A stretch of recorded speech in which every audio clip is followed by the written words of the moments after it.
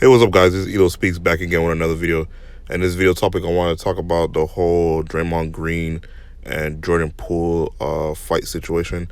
So, as of right now, Jordan Poole and Draymond Green had gotten to issue a typical normal fight in the during NBA practice right around the time the season start. But I want to digress into the situation. At first I didn't think the situation was that serious because there's always fights in between NBA lockers and between players and athletes, so back and so forth. That's just nothing new. But because of the horrible track record that Draymond Green has, as in terms of all the stupid stuff that he does off and on the field, it brought more eyes to the situation and made it bigger than what it should be.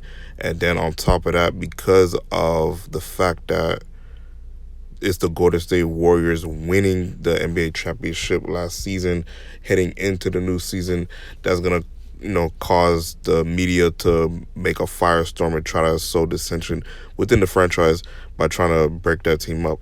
Another aspect of the story that people were talking about is how Draymond Green is in contract talks of an extension, and he doesn't want to take anything lower than a max deal, and they have to sign Jordan Poole and lock him down to a long-term deal along with Andrew Wiggins. That's possibly the reason why they let Gary Payton Jr. walk and some other pieces walk as well, because they're going to have to pay those guys in order to keep them long-term if they want to continue to be competitive in the NBA landscape, because everybody is rearing up for the new season with contracts and everything's going on, because the Warriors are looking at almost half a bill in salary and luxury tax, with just what is under 500 bill with just signing Poole and Andrew Wiggins. If they extend Draymond to a long-term deal, then they're going to be over the 500 bill. So that's going to be very pricey teams, and I know they expect to win championship trying to sign all these players to a long-term deal. But Draymond Green had to go mess it up by getting into this situation with Jordan Poole, and I don't know what happened. I don't know what was said between the two. I'm just assuming that's just NBA basketball locker room trash talk. Maybe some things got too far, and then Draymond Green got into his face, and then Jordan Poole pushed him. Draymond Green stalled off on him, and then that's when it just went to chaos after that. The worst part about it is, hearing the story and seeing the story is a whole different situation, akin to the Ray Rice situation. We heard about him abusing his wife in that domestic violence situation, but when the video came out, it just totally destroyed his career. And it's somewhat similar with the Jordan Poole situation, but it didn't destroy Draymond Green's career. Rather, it destroyed his chance of getting a long-term contract. Now, based off how Draymond plays for this season and next season, he could determine if he could possibly get a long-term contract or he might play somewhere else.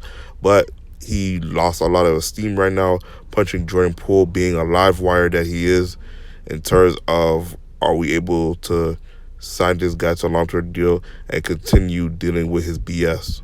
And I'm pretty sure the Warriors, Steve Kerr and all them, are sick and tired of Draymond Green and his nonsense.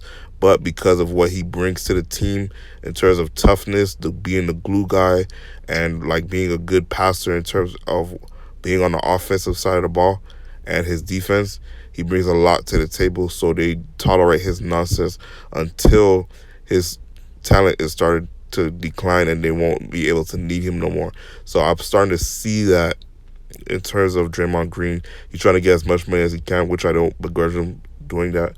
But at the same time, he needs to understand and be self-aware that your skills are declining, and if you're not careful, they will ship you or they'll let you walk. Because when KD left in 2019, I guarantee you, if he decided to stay and he said, "I'll stay, but you have to get rid of Draymond," they would have got rid of him, no problem, because that's an obvious decision most people would have made. That's what a decision I would have made. But because Kevin Durant walked, then it's like, okay, damn, we got to keep Draymond Green on the team and see where we go from there. Now, lucky for them, they were able to sustain health throughout the season and then make a good run in the playoffs and win a championship. Now they're trying to see if they could do it again and, see where they could go from there. But in terms of continue winning championship, the continue the success of the team, that's all going to be on Draymond. I already know what Steph Curry is going to bring to the table. I already know what Klay Thompson is going to bring to the table. But when it comes to Draymond Green, he's a live wire. He's emotional. Very unstable emotionally. And that could cause turmoil in the locker room because of all the BS that we, the fans, don't see him do. He tries to portray himself as this person, but I'm pretty sure Steve Kerr's tired of his nonsense. The front office tired of his nonsense. But the fans, they're not going to see that because they want to be in the best position to win championship. And I understand that the more talent you have on your team, the more nonsense you deal with. You make exceptions for exceptional people. But in Draymond's case, he's getting carried by Klay Thompson and Steph Curry. That's the only reason he's been able to play in the league so far. I guarantee you, if Draymond Green was on another team, he would not be held in high esteem as he is right now because of all the nonsense that he does and all the BS that people have to deal with in terms of what he brings to the table. But I want to get into the fight with him and Jordan Poole.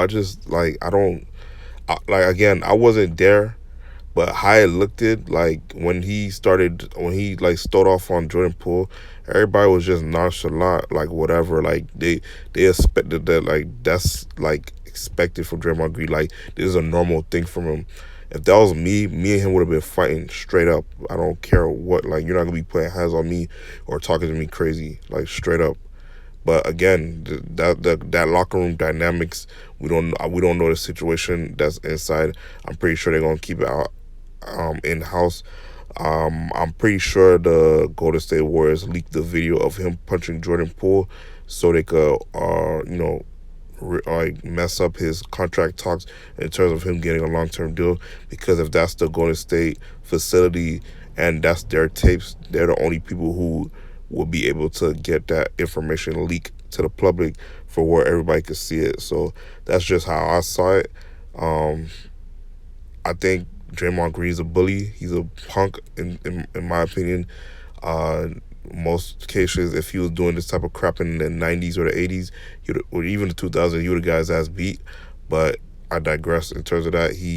I feel like he does that to certain people that he knows he could get away with or that's not going to fight back.